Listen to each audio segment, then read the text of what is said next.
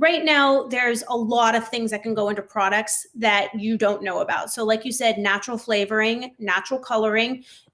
Natural could be of animal origin. You don't know what it could mean. It could be beetle juice. It could be bone char, natural charcoal. It could be gelatin. Manufacturing facilities and brand owners are putting the word vegan on their packaging, and they can, because there's no law and there's no rule holding them accountable.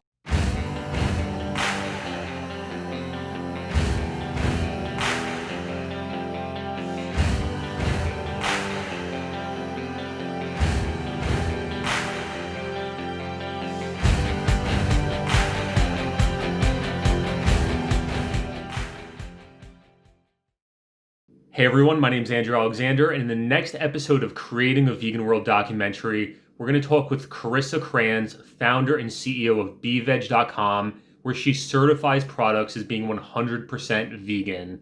And unlike many of the misleading labels that might say plant-based, meat-free, and even some that say vegan are actually not, she goes through a detailed process to make sure that the foods that you eat are 100% vegan, thus increasing demand for vegan products and creating a vegan world. So we did a quick interview with her today, and she's going to be featured in her documentary when we release it next year. And if you're interested in learning more, click the link in the description to find out more about bveg.com and subscribe to this channel to be the first notified to watch Creating a Vegan World documentary. Can you explain a little about your background, your history, where you came from?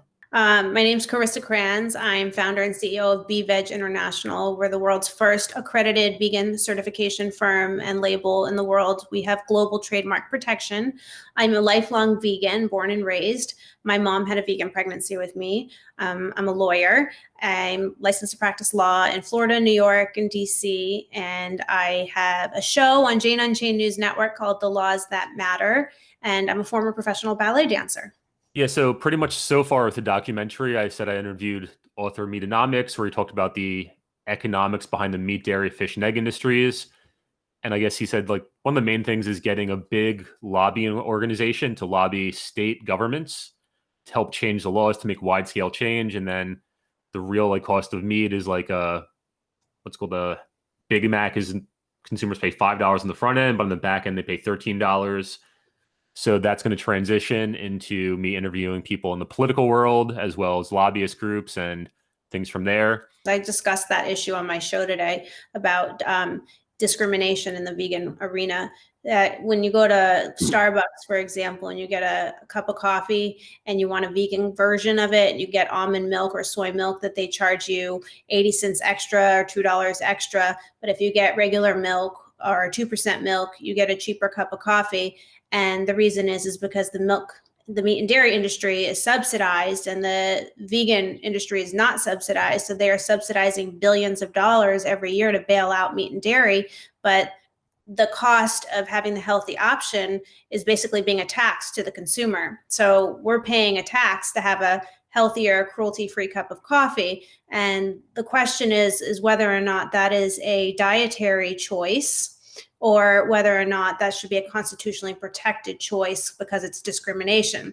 And right now, the law doesn't protect vegans as a constitutional class. But if you study the law and you look at the Civil Rights Act and you look at the different classes of people that have strict scrutiny applied to them under the Constitution, which would mean equal protection under the law, that would extend to race, gender equality, marriage equality, disability, and religion. Now, veganism is not considered a religion right now, even though it's a lifestyle we all practice religiously.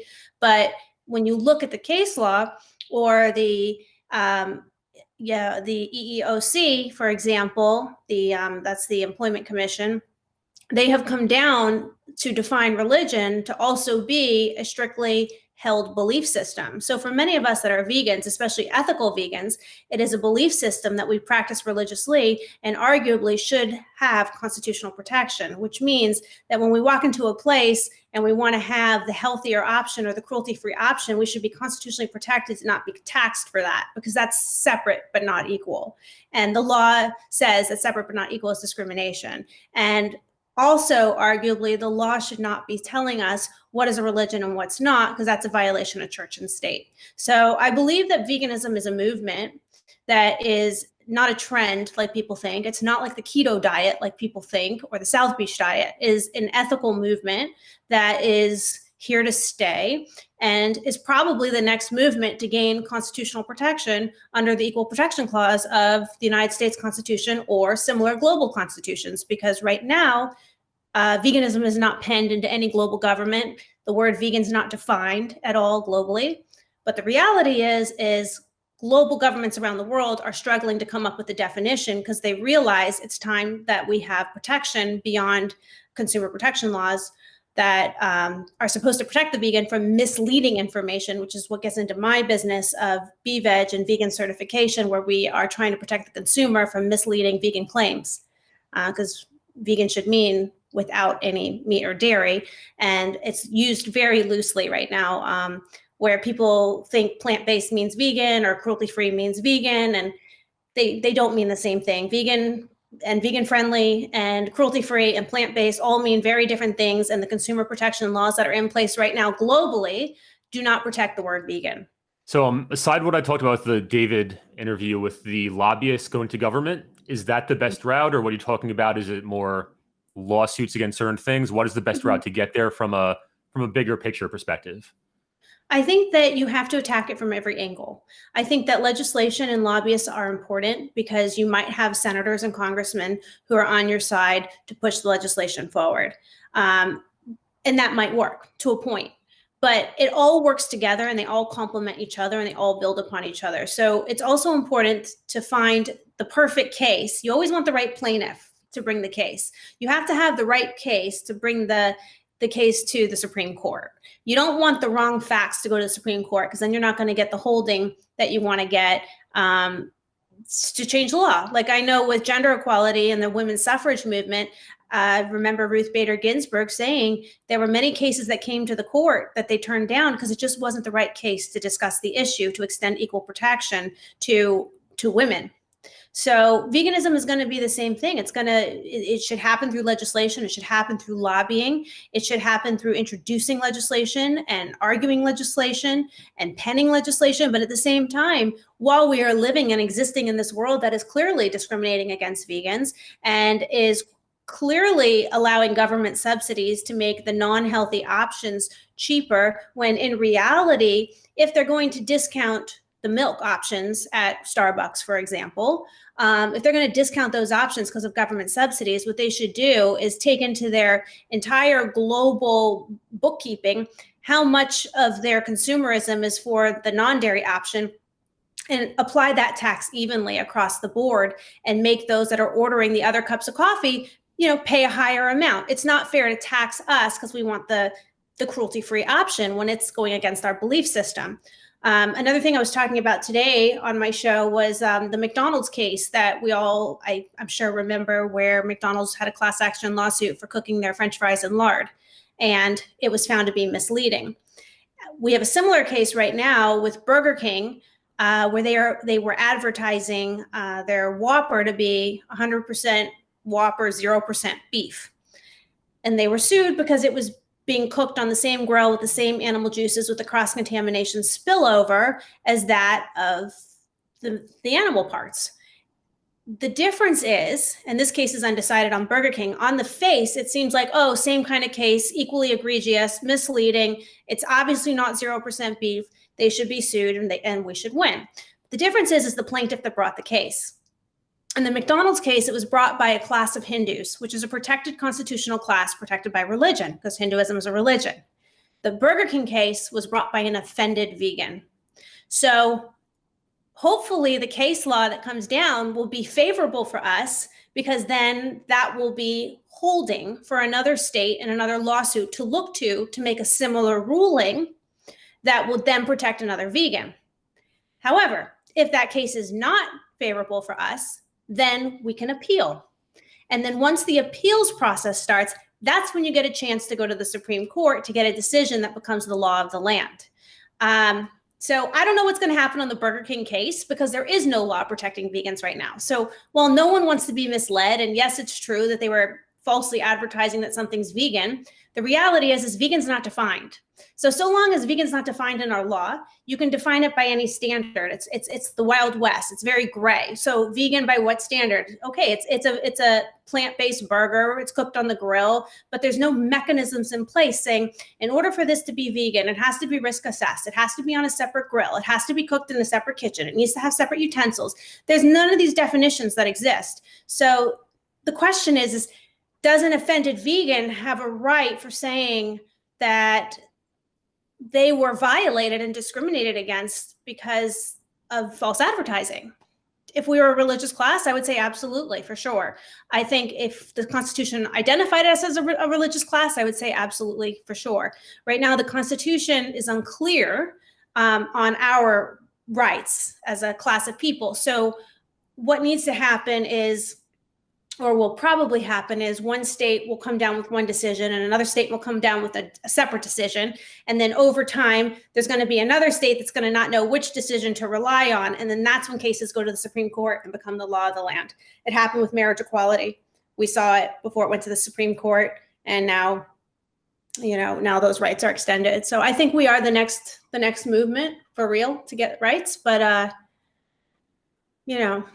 matter of time, and it's going to be a matter of litigation, case law, and legislation, and patience. Definitely. Do you know what time frame do you see it getting there, or is it just really unexpected? I don't know the time frame. I think that veganism is growing at an unprecedented rate. I don't think we've had the cases yet that have brought the recognition to the cause in a substantial way. I'm writing a book called Vegan Law, Know Your Rights, and it's going to be published by vegan publishers. And we'll be addressing a lot of issues regarding vegan law that I think vegans don't realize they have rights on. And a lot of the book is original thought and creative thinking, relying on existing case law and existing holdings to help give guidance, but there really is no clear law on any of this. I mean, and we address issues like employment discrimination, vegan label law, the rights of a parent if you get divorced, who determines the nutrition of the child, patients' rights, the rights to vegan foods and places of public accommodations. Like we have the Americans with Disabilities Act right now, right? So the Americans with Disabilities Act mandates that all places of public accommodation have to have something in place to accommodate those with disabilities. Well, arguably, if we become a constitutional class, prisons, hospitals, schools, all places of public accommodation should have a healthy, viable vegan option for us. Definitely. So what could someone like in my position do where I'm not involved in the law realm, just as a vegan consumer? What can I do in that area? So you mentioned somebody where they're suing Burger King because of cooking on the grill with the animal products. So people listen to this, what like steps could they take to help move forward? Is it bring more awareness to misjustices, or? I think being aware and getting educated and spreading awareness that we have rights as vegans and that it's not just us to fight for the animal rights, but we should have our own rights. And when we get our own rights, it'll be easier for us to fight for the animals, because then hurting the animals is a violation of our rights too. And then our rights are recognized. But I think we need to, it's an educational campaign. I think that, yes, if you feel like your rights have been infringed upon, you should consider trying to bring a lawsuit. You're going to need to find a lawyer who's going to think creatively and out of the box to take that lawsuit. And sometimes that's hard because it comes down to finances, because people can't work for free. So it really has to be the right lawsuit in the right case. But I think, doing a documentary is a good idea, and educating people is a good idea, and talking about it is a good idea, or just letting people know when they go to, Starbucks and start thinking, why am I paying 80 cents more for the vegan option? That's not fair. I'm being discriminated against. I'm being taxed because I want to live a life of compassion. It's different if you're being taxed because you have an allergy and you're lactose intolerant versus that, that's a dietary choice. But if it's something that goes against your belief system, that's discrimination. Definitely. So I think it's going to require, I think everybody's born and put on this planet with a purpose. And I think we all need to figure out what our purpose is and apply our profession and our purpose in a way that can be productive to move the cause forward, if this is a cause that you care about and believe in. Awesome. Yeah, I'm learning more and more. Everyone has their piece of the puzzle, and then you just really go deep with your thing and then just support others. And it's amazing how it comes together. Kind Yeah, I always say that it's like the body, the human body is like an organism and it all works together. You have the brain, you have the heart, you have the lung, you have the kidney, and none of these things can operate a human being by themselves. But we can operate the human being in concert with each other, working with each other, building upon each other, and you have to take care of each other, right? You have to be healthy for the mind to work, the heart to work, for your blood to pump and flow. So I really think it's no different as us as human beings on this planet and these little bodies that we are living in service of this larger purpose. Definitely. I was interviewing someone where they were watching a documentary about animals in the ocean going from Africa to, where is it, South America. They do stuff there, they go back and they bring stuff with them. It's like an interconnected planet. And the perspective was from the International Space Station where they saw this and they're like, wow, this is just like a living organism. So it's really cool for that. Shifting gears for a second, you mentioned about putting the animal products and the vegan products on the grill at Burger King. Speaking Mm-hmm. more to consumers, what things are in our foods that we don't know are not vegan?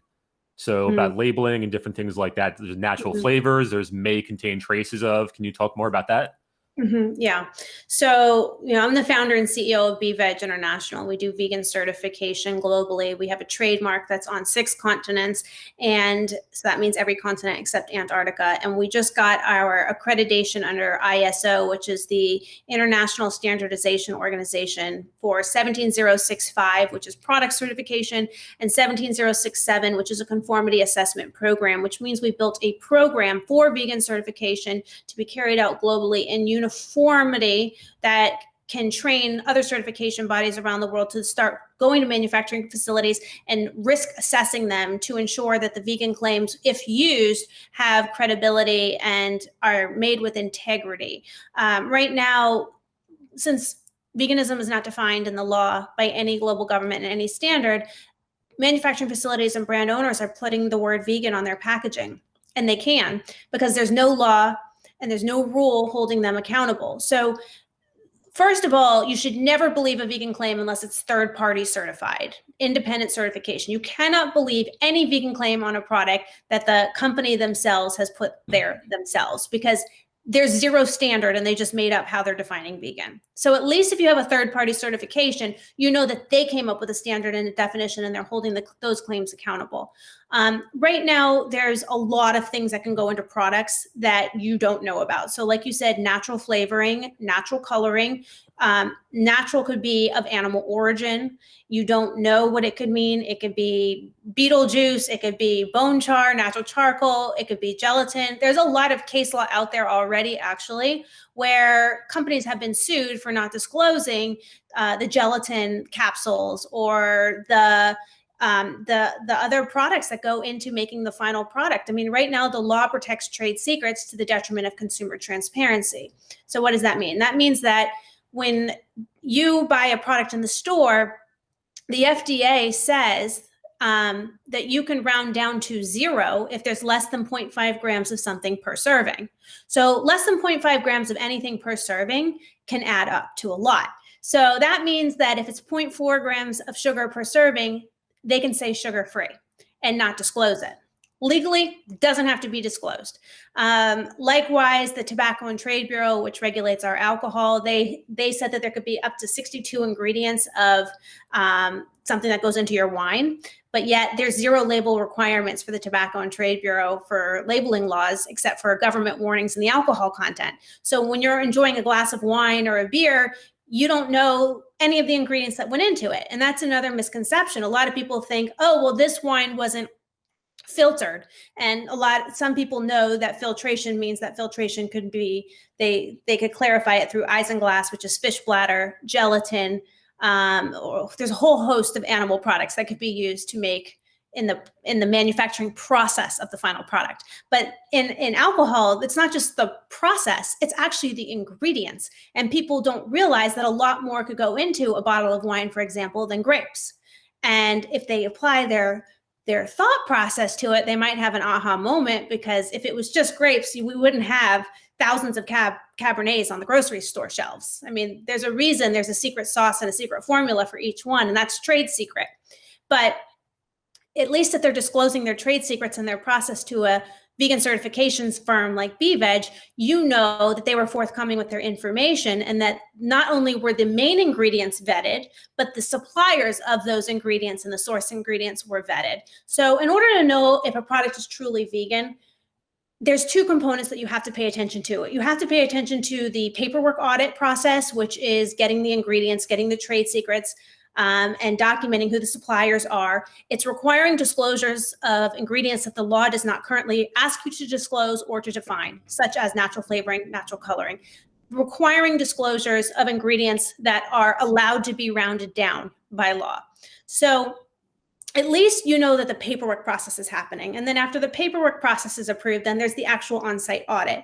And that's important because even though there are tons of brands in the world, the reality is there's a lot less manufacturing facilities than there are brands. And most of the manufacturing facilities where these brands are made are not dedicated vegan facilities, which means these products are being made on the same production line as that of products of animal origin.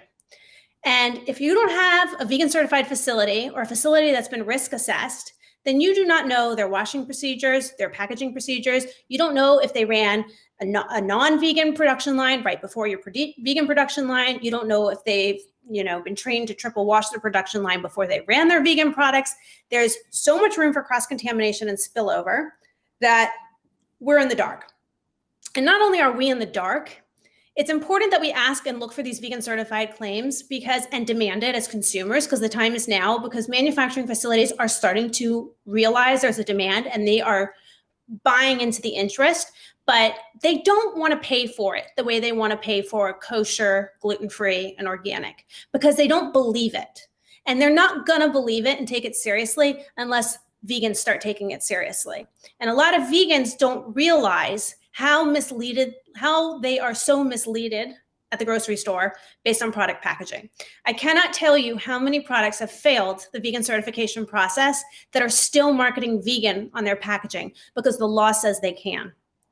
So even though they failed and we told them why they failed and we gave them the option to switch the ingredient out so they can pass, they don't want to go through the headache, but they still want to have the benefit of increased sales. So definitely. It's a problem. Yeah, definitely see that from the business owner perspective, where I have a company called Vegan Health Pack, where one of the products, it's 100% artichoke powder. It's a vegan product, and I source it from a place in South America. Mm-hmm. And from my experience, I could get the product, import it through customs, print the packaging, put the product in the packaging. I know it's 100% vegan myself because I'm an ethical vegan. I do that. But from my experience, going through the process, I could have something completely different there, not even put on the label.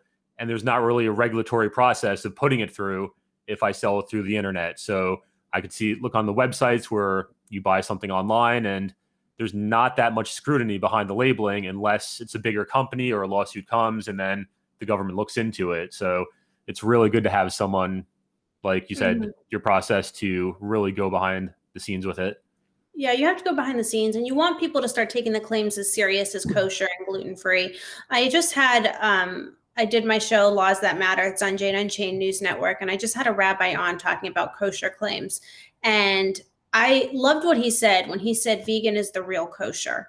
And I was like, what do you mean? I don't, and I liked the conversation because I had a kosher company basically not want to pay for the vegan certification because they said that it meant nothing, only kosher matters. So I loved having this doctor on the show because he was able to tell me how vegan is the real kosher.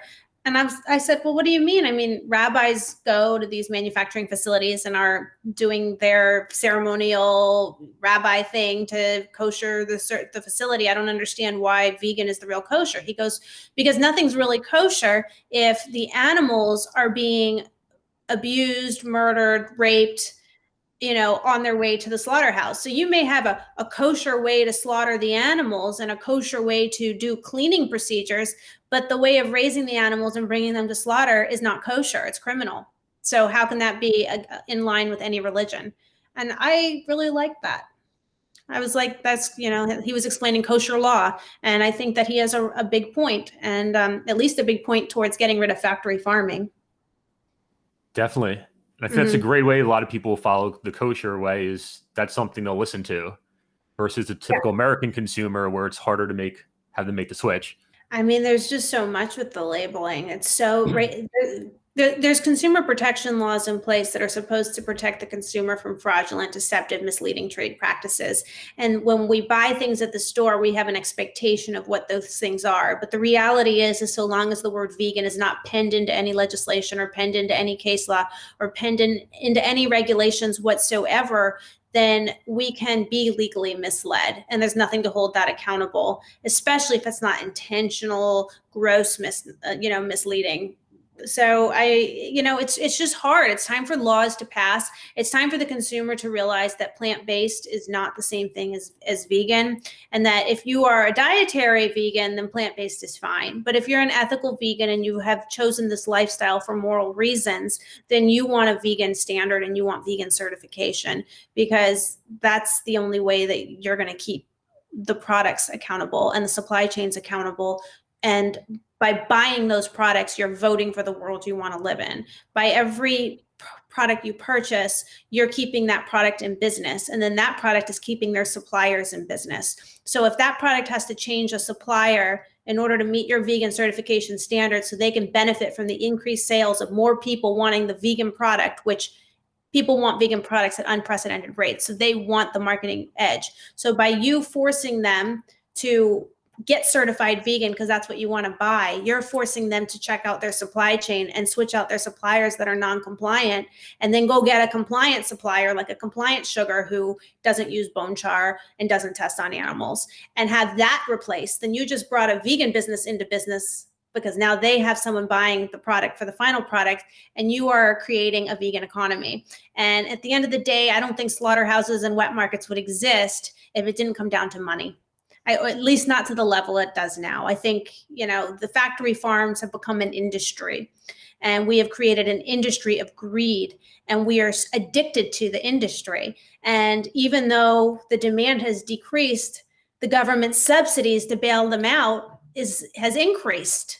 So until we stabilize and fix our broken food chain, which is the most inefficient food supply in the world, it's on us to take responsibility of our individual decisions. So that can start with stopping to eat meat, and then it can extend to looking and being conscious of the products you buy. And whenever possible, go get the vegan certified product and write to the companies and ask them to get vegan certified. Like, why shouldn't they prove it up? It doesn't cost them that much money to make a vegan claim honestly, with integrity, and they should be held accountable.